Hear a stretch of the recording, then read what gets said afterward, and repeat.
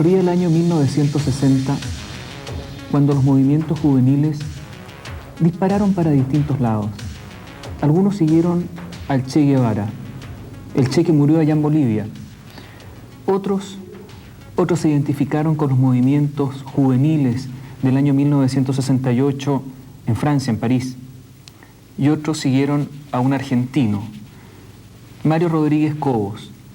Él, que tenía una imagen de una figura larga, delgada, y que le pusieron silo, porque así son los silos donde se guarda el grano en Argentina. Han pasado los años, han pasado casi 30 años, y Silo sigue reuniendo gente alrededor de él, sigue siendo un líder y se ha transformado casi en un mito. Desde una provincia argentina, desde Mendoza, Silo transmite su mensaje con sus libros y con sus cartas. Hay una cosa, lo estuve escuchando con mucha atención cuando usted caracterizó la década aquella, la década del 60. Una década en donde la juventud explotó de pronto en distintas partes del mundo. Por supuesto que esa explosión no se debió a nosotros. En distintas partes del mundo iba explotando este fenómeno juvenil, contestatario. Por algún motivo una generación se despertó y empezó a presentar su propuesta de distintos modos, como explicó usted. Que los hippies por un lado, el guerrillerismo, que la droga. Y empezaron fuertemente los movimientos musicales, que hoy ya son tan aceptados por todo el mundo, esa forma que tienen de expresarse. Bueno, también en ese contexto aparecieron los primeros grupos de estudio nuestros, también de gente joven, tenía la misma base generacional. Aparecieron esos grupos de estudio donde yo y otros amigos dijimos, esto se está complicando, ¿cómo será esta crisis que está viviendo el mundo? ¿Cómo será la crisis que tenemos todos nosotros? Tenemos que estudiarlo, tenemos que comprenderlo, y así se formaron los primeros grupos de lo que luego con el tiempo iba a ser el movimiento humanista. Cuando estos grupos nuestros empiezan a convertirse en movimiento y dan algún tipo de respuesta, frente a esta cosa informe que era el hipismo y que eran esos fenómenos, claro, lo que más se caracterizaban eran los grupos nuestros, que tenían esa especie de consistencia, esa especie de militancia. Entonces a ellos empiezan a atribuírsele todo tipo de maldades. Pero claro, no podía ser que fueran al mismo tiempo de derecha, izquierda, hippie, en fin, todo lo que pasaba junto se lo adosaban a este pequeño movimiento. Yo diría, si se me preguntara qué tal estuvieron ustedes, que eran los jóvenes de aquella época, yo diría, por lo menos en lo que hace a nosotros. Yo no puedo responder ni por los hippies, ni por los guerrilleristas, yo puedo responder por lo que nosotros hicimos, y puedo decir, con cierta pena, que nosotros no consideramos haber cometido errores de juventud, ni renegamos de nuestro pasado. ¿No reniega de nada? Por lo pronto, en lo que hace a todo esto, nos sentimos que teníamos razón. ¿De qué se arrepiente? Tal vez de no haber podido canalizar una cantidad de fermentos sociales que en aquella época ya estaban tal vez listos como para haber tomado una dirección más positiva. ¿Qué quedó del hipismo? ¿Qué quedó del guerrillerismo a la usanza de entonces? ¿Qué quedó de las búsquedas místicas a Katmandú? ¿Cómo siguió desarrollándose eso? Hubo mucha gente que siguió Silo y ahora es empresaria y se olvidó. Sin duda, pero la diferencia... Y no quieren acordarse que pertenecieron al movimiento. Seguro, pero la diferencia está en que el movimiento sigue y crece y se desarrolla en el mundo. Esa es una gran diferencia. También en su origen debe haber habido grandes diferencias con los otros.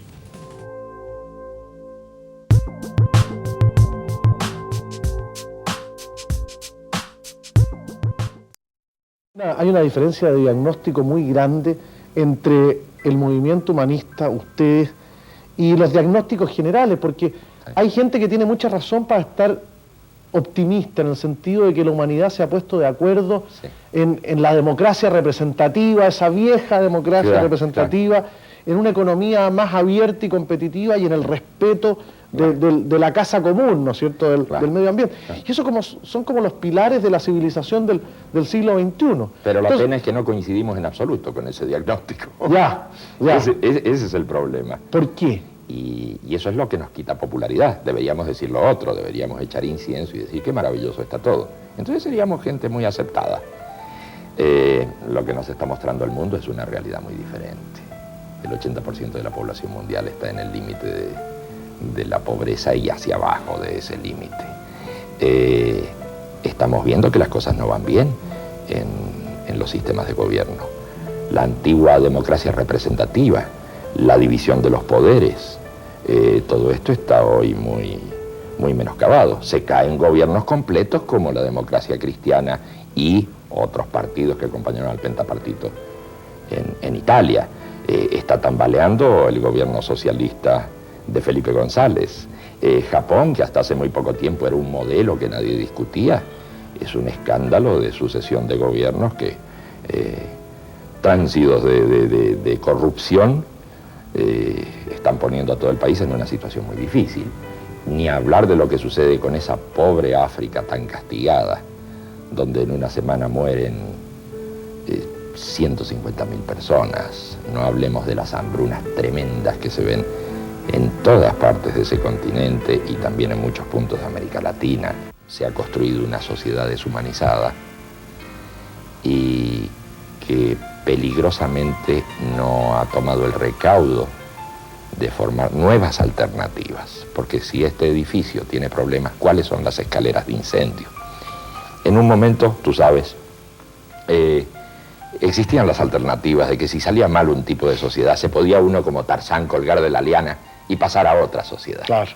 Fallaba el capitalismo, bueno, siempre estaba el socialismo, fallaba el socialismo y hoy hemos llegado a una situación global de un mismo sistema y este sistema, si llega a fallar, bueno, hay que preguntarse, ¿y dónde están las escaleras de incendio?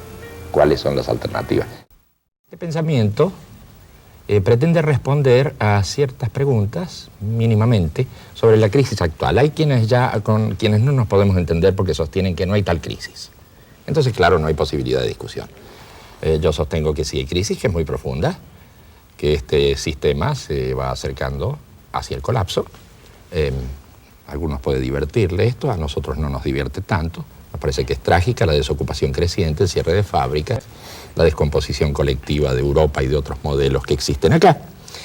Y se presentan otras alternativas en donde se dice, muchachos, vamos a la base social, pongámonos de acuerdo nuevamente con la gente en el barrio, en el vecindario, con la proximidad, con la pareja, y empecemos a reconstruir este tejido que ya va respondiendo cada vez menos a las cúpulas políticas, a las cúpulas sindicales, a los medios de difusión en cuanto a formadores de opinión. Se está generando otro tipo de fenómeno y nosotros creemos que es hacia allá, hacia la base social.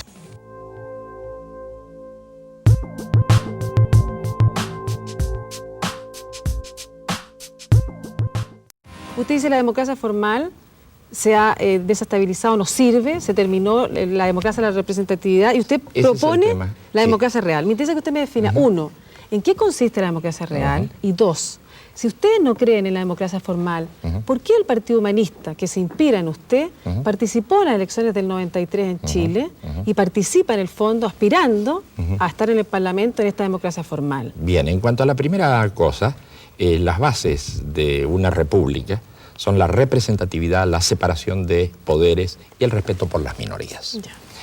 Si no hay verdaderamente separación de poderes, si un poder designa al otro o tiene injerencia en el otro, si un poder no es, ya que todos son democráticos, electos por el pueblo, entonces creo que se sufre una verdadera distorsión de lo que entendemos por democracia. Es decir, si hay poder ejecutivo, legislativo y judicial, y todos están en el juego democrático, ¿qué pasa con el Poder Judicial? ¿Quién nombra a la Suprema Corte de Justicia?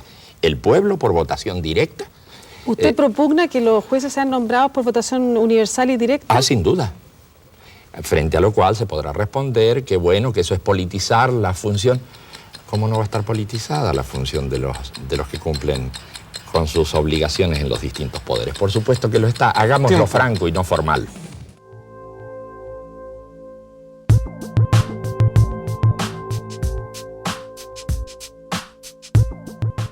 ¿Usted es partidario de la economía libre, como se conoce en el mundo occidental?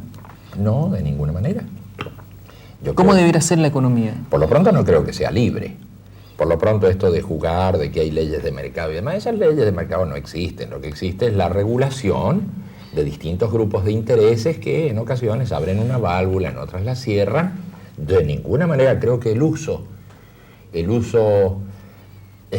excesivo de la palabra libertad, liberalismo, todo eso es bastante tramposo y que las cosas no son así en absoluto, están inducidas por los grupos financieros.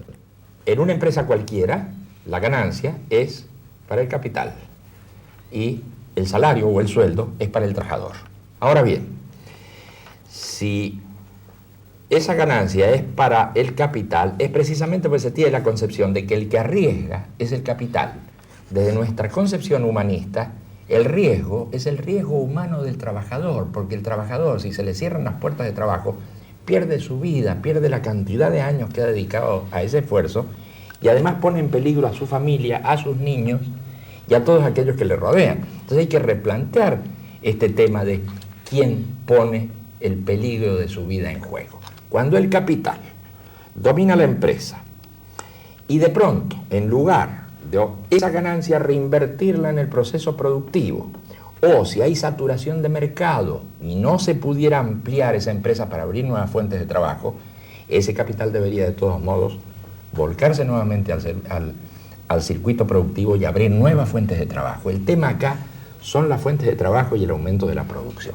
Pero si por lo contrario, ese capital, en lugar de reinvertirse, se desplaza hacia el circuito financiero, hacia el circuito especulativo, y luego, como consecuencia de esto, hay que reducir la planta de personal, hay que aumentar la productividad de un modo esclavista, hay que hacer un montón de modificaciones de tal manera que lo que aumenta en definitiva no es la producción, lo que aumenta en definitiva es la circulación del capital financiero y la quiebra empresarial empieza a verificarse en todos lados.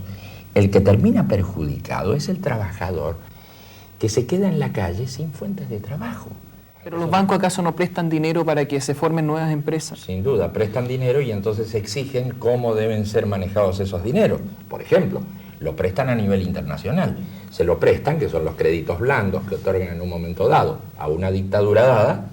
Esa dictadura contrae deudas con el Fondo Monetario Internacional o con la banca internacional, no el pueblo. Y entonces, claro, llega el momento en que hay que responder a esa deuda. Claro, las cosas van cambiando porque se cambia la tasa de interés.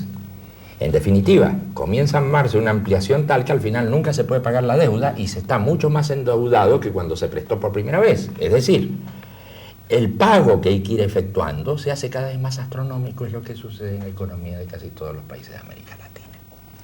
Esto es una situación grave porque entonces la banca, en lugar de propiciar el desarrollo de los países, está succionando los recursos de cada país, con lo cual, aunque aparezcan ciertos desarrollos y ciertos avances más o menos visibles en los centros de las capitales importantes, en realidad lo que va ocurriendo es que se van empobreciendo las capas bajas de la población, mientras ese 20% aumenta sus ganancias y, por supuesto, el capital. ¿Cómo se modifica esto con leyes? ¿Se prohíben los bancos? ¿Se eliminan los bancos? ¿Se restringe la actividad de los bancos? Porque, no, estas soluciones no pueden ser puntuales. A ver, pregunto yo. Estas no pueden ser puntuales. Si un partido humanista fuera gobierno y tuviera entonces todo el poder, porque tiene mayoría parlamentaria, y tuviera todo el poder para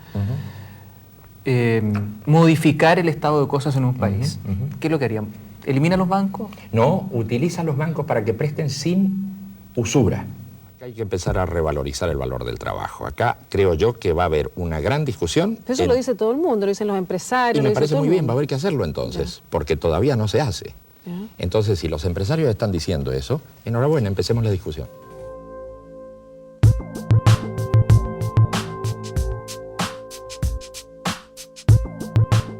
En cuanto a la vida humana, nosotros tenemos diametrales puntos de vista con otras corrientes. Hay corrientes que sostienen que el ser humano nace en el mismo momento, es decir, toma existencia en el mismo momento en que se gesta. En la concepción. Claro, para nosotros no es así. La concepción de la Iglesia Católica. Claro, para nosotros no es así. ¿No? ¿Cuándo no, de ninguna manera, en el momento del nacimiento. En el momento en que el ser humano se manifiesta en el mundo, es decir, de acuerdo a nuestra concepción teórica de que el ser humano es un ser abierto al mundo y a la sociedad, en ese momento se produce el nacimiento. O sea, en el mes, en los 8 meses, 28 días no hay vida.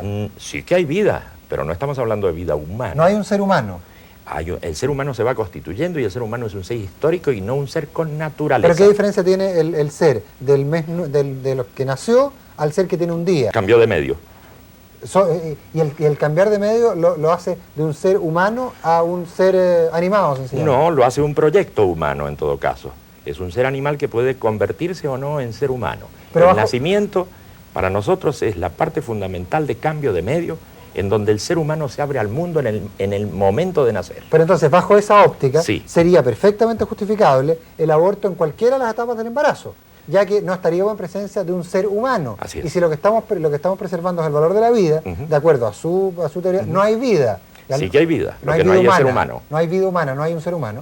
Por lo tanto, la madre estaría en presencia de algo tan cercano a ella como podría ser un tumor o algo por el estilo. De ninguna y manera. podría disponer de él. De ninguna manera, porque hay un proyecto.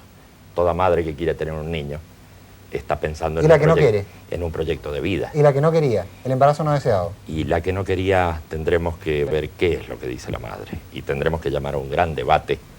Y las mujeres tienen que ocupar el lugar central de ese debate en torno a estos problemas.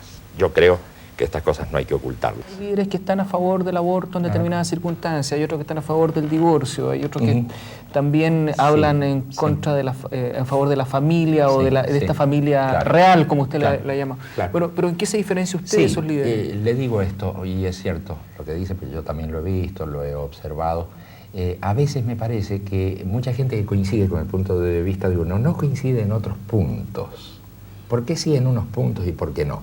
Porque me parece que en general los que dan esas opiniones no tienen una concepción del ser humano y se mueven un poco pragmáticamente o un poco de acuerdo a cómo estén los tiempos, cómo esté el equilibrio que haya que hacer para decir una cosa o decir otra. Acá, en el caso personal, creo que hay una diferencia grande, hay una concepción del ser humano. Y si no se tiene una clara concepción del ser humano, uno va a dar una respuesta en un campo, pero que va a ser opuesta a la que dé en otro campo y así siguiendo. Si usted quiere, y me da un poquito de tiempo, le transmito lo que pienso sobre esto. Pienso, por ejemplo, respecto del aborto. A mí me parece muy coherente la posición de la Iglesia Católica. La Iglesia Católica piensa que en el momento en que se produce el entrecruzamiento del espermatozoide y el óvulo, bueno, la chispa divina llega a ese ser que es ya un ser humano. Si se tiene esa concepción del ser humano, ese ser ya en formación es ya no solo un ser humano, sino además un ser humano con alma, con una cantidad de atributos. Imagínense, en esa concepción, efectivamente, quien cometiera un aborto estaría pecando absolutamente y además estaría cometiendo un asesinato. Porque se está suponiendo que ahí ya existe un ser humano. Y si existe un ser humano y usted interrumpe su desarrollo, usted sencillamente está cometiendo un asesinato. Esa es la postura de la Iglesia Católica. A mí me parece que es coherente en ese planteamiento decir que quien interrumpe el proceso comete un asesinato. Bien, pero ¿qué sucede con quien no participa de ese punto de vista? Por ejemplo, en nuestro caso, tenemos una visión del ser humano que creemos que el niño cuando está en formación y no ha salido al mundo es simplemente un ser natural y además es un proyecto. Por eso la gente quiere tener hijos, aspira a que se conviertan en seres humanos, quiere tener descendencia, pero decimos nosotros, únicamente en el momento del parto, en el momento de la apertura hacia el mundo, que es lo que caracteriza la esencia del ser humano, únicamente en ese momento aparece un ser humano al mundo, en el momento del parto. Como usted ve, las diferencias son enormes en la concepción. Yo ahora tendría que justificar por qué digo que en el momento del nacimiento. Bueno, también tendrían que justificar otros por qué dicen que en el momento del... Esta es una discusión larga. Pero digo, hay que ser coherente. La concepción que nosotros tenemos del ser humano nos permite decir cosas de ese tipo. Nos permite decir que las instituciones son históricas, que esa supuesta permanente institución de la célula fundamental de la sociedad no es tan permanente y no es natural, sino que es histórica.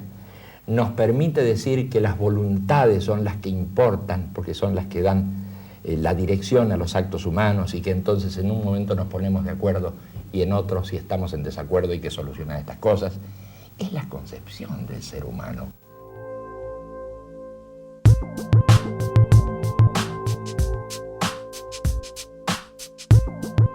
Porque hoy nos encontramos en una situación donde la ruptura entre las generaciones, la incomunicación entre el mundo de los adultos y los jóvenes, la falta de participación de los jóvenes en los esquemas que propone la sociedad, está llegando a niveles peligrosos.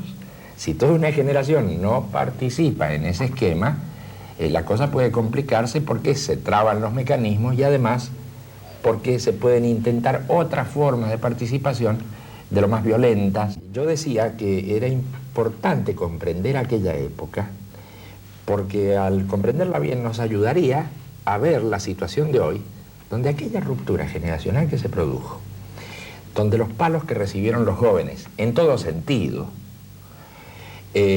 donde las heridas que se abrieron en aquella generación no cicatrizaron del todo y donde me da la impresión se produjo una suerte de corte histórico que siguió luego avanzando sin solución hasta el día de hoy, en donde se ha producido un abismo muy fuerte en la participación de las nuevas generaciones frente al mundo de los adultos.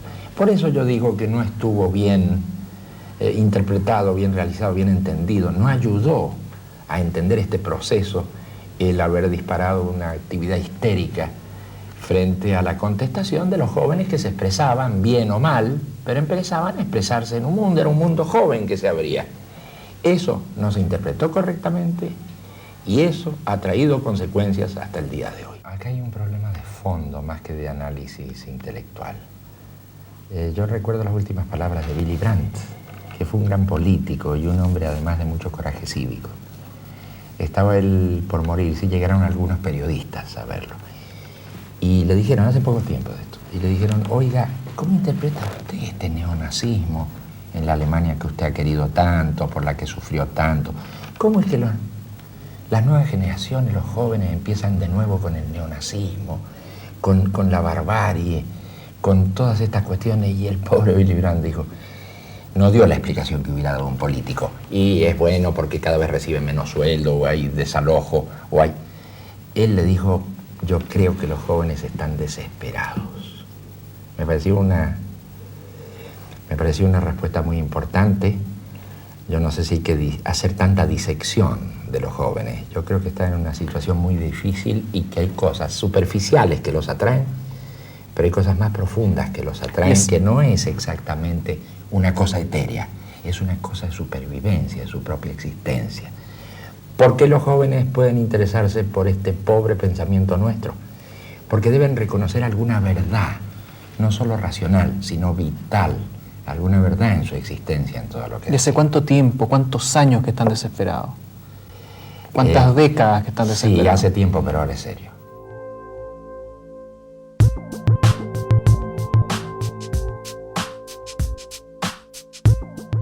Cuando sabía que lo íbamos a entrevistar acá y me llegó algún material que yo no conocía, esperé encontrar algo realmente fuerte, radical, que tuviese realmente esos elementos aterradores que se suponían. Y me he encontrado con algo bastante más convencional y hasta fome, diría yo, de lo que esperaba. Seguro. No vi ninguna cosa que pudiéramos calificar de extraordinaria en términos de hacer un llamamiento a algo insólito. Y sobre todo me quedó la sensación, señor Rodríguez, de que su pensamiento, por lo menos en lo que he visto de él, no tiene un elemento central que pudiéramos decir que lo sintetiza y que resume el llamado principal, la dirección hacia el cual va su movimiento, hacia el cual pretende que vaya la gente que lo sigue a usted. Me pareció que había una multitud de pequeñas ideas o medianas ideas, y muchas de ellas bastante convencionales, algunas ininteligibles que después las vamos a discutir. Así que lo primero que quiero preguntarle es lo que seguramente mucha gente quiere saber. ¿Cuál es la esencia, si es que la hay, de su pensamiento y en virtud del cual tanta gente lo sigue, lo congrega, lo escucha, lo lee, etcétera? Es bastante simple, no es un pensamiento alambicado, es como usted dice, bastante fome en muchos aspectos y no es muy definido, porque además no se pretende ser con este pensamiento rector de multitudes ni cosas por el estilo. Se pretende dar una alternativa suave frente a los tan graves problemas que nosotros tenemos, que tiene el mundo en general, que tenemos nosotros en Latinoamérica. En definitiva, que una de las cosas centrales que tiene este pensamiento es que, bueno, hay una visión del ser humano, que es un ser abierto al mundo, un ser en constante cambio, que es histórico, que no tiene naturaleza, lo cual trae algunas discusiones luego a la hora concreta de ver cuándo nace uno y cuándo no nace y cosas por el estilo. Es un pensamiento que es bastante historicista, en el sentido de que cree en los cambios, no cree en las instituciones fijas. Podría decirle que como idea ética principal está aquello de trata a los demás como quieres que te traten y todo va a marchar mejor. Eso parece que se ha dicho antes. Sí, 2000 años antes de Cristo ya empezó a decirse, sin duda. El acento siempre estuvo puesto en la capacidad de evolución personal para ir transformando desde ahí a la sociedad. Claro, sin duda. Pero esto lo hemos ido ajustando, nuestra concepción. Y esta capacidad de transformación personal depende de las posibilidades que da el medio en un momento dado. Porque si te tienen oprimido, te tienen en pésimas condiciones, si estás bordeando la inanición, si se cierran las fuentes de trabajo, si no tienes salida laboral, si te sucede todo eso, también las posibilidades de mejoramiento personal disminuyen mucho. Entonces nosotros creemos que es muy importante la transformación social, al par que la transformación personal. Escuchándolo, Mario Rodríguez, me surge la siguiente duda. Cuando usted haya abandonado este mundo, ¿qué cree que va a sobrevivir de su obra? De mi obra no creo que sobreviva nada, porque... ¿Y qué rescata lo más importante, por lo menos? Yo creo que la obra misma es un pretexto de comunicación con la gente. ¿Es eso lo más importante? Yo creo que lo más importante es la comunicación con el ser humano. ¿Usted de aquellos que piensa que se cambia el mundo primero, cambia uno antes, o las cosas cambian cuando uno influye en el medio circundante? Yo creo que esto se mueve en simultáneo. ¿Las tres? No, creo que uno cambia el mundo en la medida en que cambia uno. ¿Y cuál es la actitud más sana? ¿La rebeldía? Bueno, depende de las situaciones y depende a dónde lo empujen a uno. No me está diciendo absolutamente nada. Bueno, ¿usted qué dice? Que yo debería contestarle cuál es la actitud más sana, cambiar porque uno el tiene mundo, una cambiar actitud uno. frente a las cosas. ¿Cuál es su actitud? Mi actitud es, como dijo un periodista por ahí, ya es verdadero, es pesimista en lo táctico, pero es optimista en lo estratégico. Quiero decir, me parece que tenemos problemas, pero vamos avanzando. Ahora, ¿es la sensibilidad una actitud correcta frente a las cosas?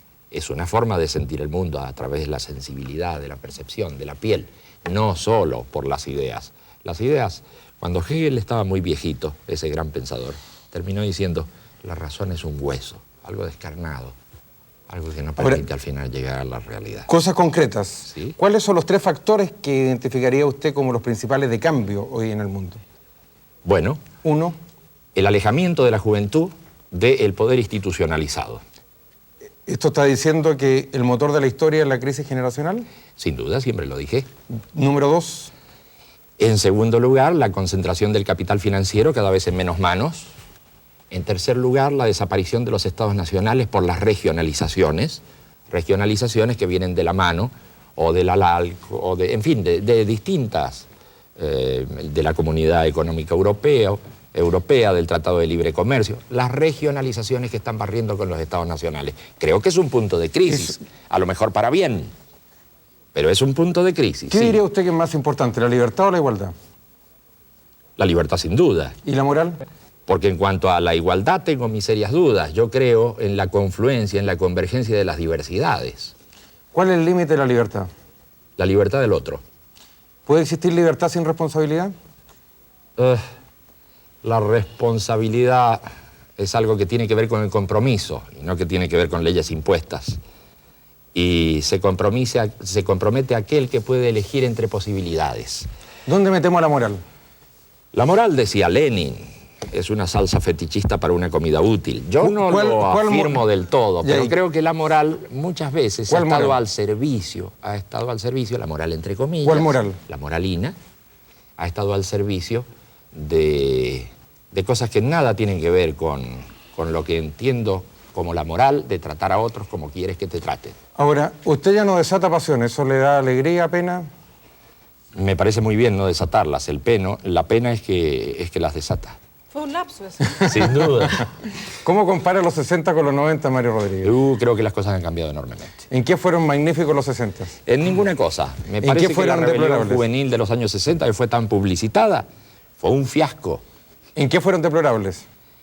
Fueron deplorables en la desorganización del pensamiento, en la desorganización de las propuestas, y pudo ser muy bien capitalizada hacia el hipismo, hacia el guerrillerismo. ¿Y en qué fueron y igual hacia a- todo eso que desapareció. Nosotros no hemos desaparecido. ¿Y en qué fueron iguales a cualquier otro periodo en la historia?